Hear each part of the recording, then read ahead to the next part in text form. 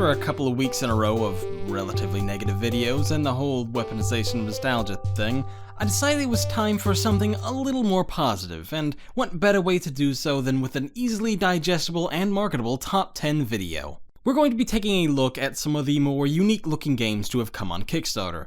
These are games that have totally unique ideas, not just new games or games that aren't a spiritual successor or whatever. The games themselves don't have to be good necessarily, the campaigns didn't have to be successful, and these games didn't have to be released yet. They just have to have a unique twist to them. So, here's Clickus lists of the top 10 Kickstarters. Kickstarter campaigns, games, top 10 Kickstarter game campaigns that were unique, are unique, or something. Number 10, Mainlining. Mainlining is a government spying simulator. You play an MI7 agent whose job is to spy on everyday citizens. Really, it's that simple.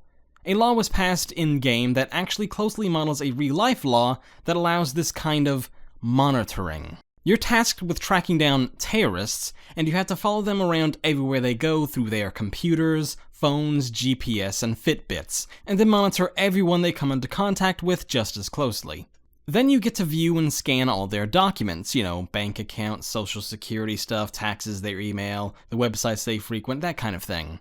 What makes Mainlining so unique is that you're not James Bond or whatever witty spoof name the developers could come up with, like Bames Jond.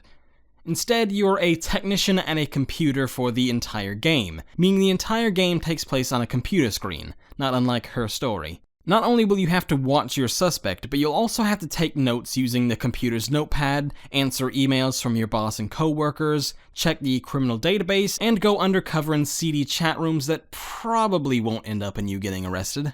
Number 9, Spin Tires.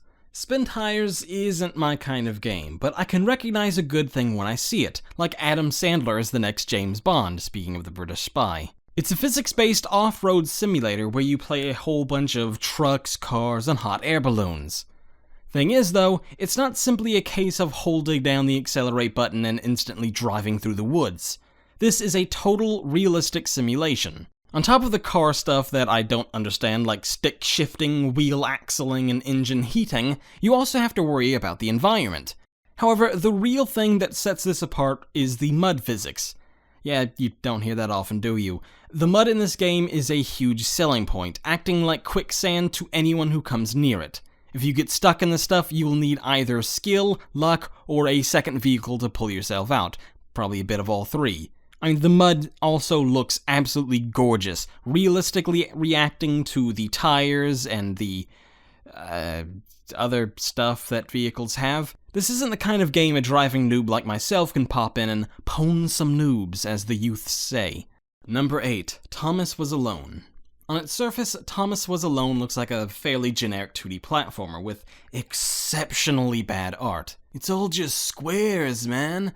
But once you start playing the game, you realize it's so much more than that. Thanks to a fantastic marriage of gameplay and narrative, as well as excellent writing and voice acting, Thomas Was Alone features one of the best stories in indie gaming, and I am so not kidding. And that's what makes it so different. It's got a compelling, well thought out and delivered story that eschews all the big fancy graphics and art that so many games employ, as well as the wordless narrative that so many indies seem to like for some reason, in favor of squares and rectangles, and words, and you think to yourself you couldn't possibly care until you do. Number 7, FTL Faster Than Light. FTL is a roguelike game, and while there are a million of those games released every day, this one is different for several reasons. It's in space for one thing, and seamlessly mixes together so many game genres it's mind-boggling. It's an RPG, it's an RTS, it's a simulator, it's a board game, it's even a first-person shooter. Okay, maybe not that, but there's just so much going on in FTL gameplay-wise, it's stunning. Number 6, Elegy for a Dead World. Oh boy, now we're getting into the really innovative stuff. Elegy for a Dead World is what happens when you mix an adventure game, a platformer, a twine game, a choose-your-own-adventure story, and a high schooler's metal band. Because of the title. The big hook here is that you get to write what happens in the story, and the characters, and the protagonist. They're all partly anyway, your creation. As you explore the world, you'll come across points of interest, at which point a brief prompt will come up, and for example will read, "In the library I sat and read," at which point you'll be allowed to type in whatever you want. In the gameplay trailer, the player wrote, "About their last days," a vague finish, but one that doubtlessly makes sense to the player. The background goes like this. 3 portals have opened to uncharted worlds. Earth has sent a team of explorers to investigate them. But after an accident, you are the sole survivor. Your mission remains the same. Survey these worlds and write the only accounts of them that outsiders will ever know. From that point on, you're free to write whatever you want. If you wanted to say someone died protecting their loved one, do it. If you decide to write that someone died from autoerotic asphyxiation, that's pretty weird. And when I should say, you want to type in swear words or the word dick over and over again, you're free to do that as well. Number 5, Diamond Trust of London. Jason Rohrer, Jason Rohrer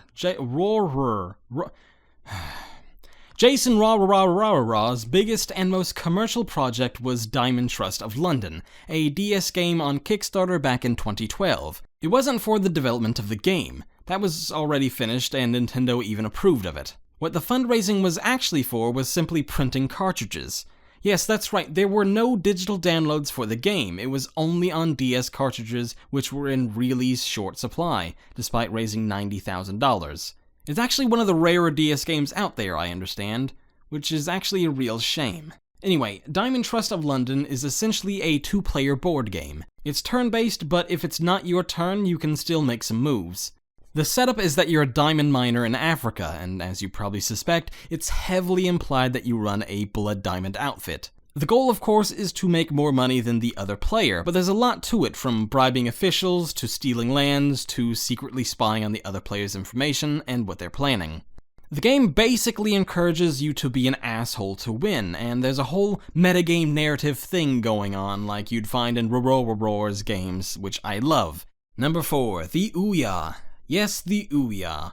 Perhaps the highest ranking it'll ever get on any list other than worst console of all time or biggest fail in gaming history or whatever. Despite the fact that it was a total failure, what it was trying to do was incredibly unique, and that's what this video is all about. It was a video game console that sought funding on an untested platform that wanted to test the only 3 console manufacturers we've had for over a decade, with an emphasis on indie gaming. That's not to mention it's the first, and so far really only, home console to have digital download only method of playing media, with no physical copies of games. It was also the first console to have a touchpad on it, something Sony would borrow for the PS4. Number 3, Undertale. What is there to say about Undertale? It might be looked back on as one of the greatest games of all time one day, and it seems everyone's forgotten that it was funded on Kickstarter. You've probably heard a lot about this treasure, so I won't spend too much time on it. But the big takeaway is that you can get through the game without killing anyone. In fact, you can actually befriend every enemy in the game, and your actions will greatly influence the story to degrees we haven't really seen before in gaming. There's a lot of depth and complexity on offer, not necessarily in a variety of gameplay mechanics, but to the degree in which you can influence the course of the game and the narrative. Also, you can date skeletons. Number 2, Super Hot. Much like Undertale, I'm guessing you've already heard a lot about this first-person shooter. Except it's not a first-person shooter, really. That's just kind of the aesthetics of it. In reality, it's more of a puzzle game. You see, the game pauses whenever you're not moving, and each one of your movements, from taking a step forward, picking up an object, firing or reloading a gun, moves the world forward 1 frame. It plays out almost like one of those flip picture books as you decide your next move, and it gets progressively harder with each action you take. Like others on the list, it doesn't look like much, but there's a lot going on under the hood. Even something as simple as that one mechanic breathes a whole new life into first-person shooters and puzzle games. Number 1, Sunless Sea. I absolutely adore Sunless Sea, and unlike Undertale even, there is nothing I can compare it to. I can't even figure out what genre it's in. You play as a sea captain set in the Fallen London universe, another incredible and incredibly unique game, and from there it's up to you. You can do literally whatever you want, seriously. Your purpose for exploring the seas is up to you, your crew is up to you, and even what you eat or drink is your choice. The game has a steampunk vibe to it, mixed with weird religious undertones. The story goes that London was swallowed up by the ground years ago and is now underground, along with this massive sea. There's no sunlight, and the people on Earth's surface have left the city to its own devices. The great thing is, it's a lot like the Dark Souls games with its narrative. You have to piece it all together yourself, and even that's totally optional. You can visit anywhere you want at any time, and you're free to burn as many supplies and as much fuel as you want on your way there. You can fight monsters, discover treasures, you can do all these clandestine spying things, and you can encounter many weird religious cults and gods even. My favorite thing is that it's more than just video gamey stuff like that. If you want to go to someone's house for dinner, go for it. You can rent a lodge and hang out around London and ignore your boat entirely, or you can become a simple merchant, ferreting supplies from one city to the next. And the whole thing plays out in this old school text-based adventure kind of thing, where you pick your options and read out what happens next, and of course your actions influence the story. But what I love about it is that it's not really your story at all. Unlike so many other games, you simply play a small part in a bigger story, and I love this game for that. So that's my list, and this video has already gone on way longer than I wanted it to, so I'm going to shut up now. Feel free to yell at me in the comments below. Thanks.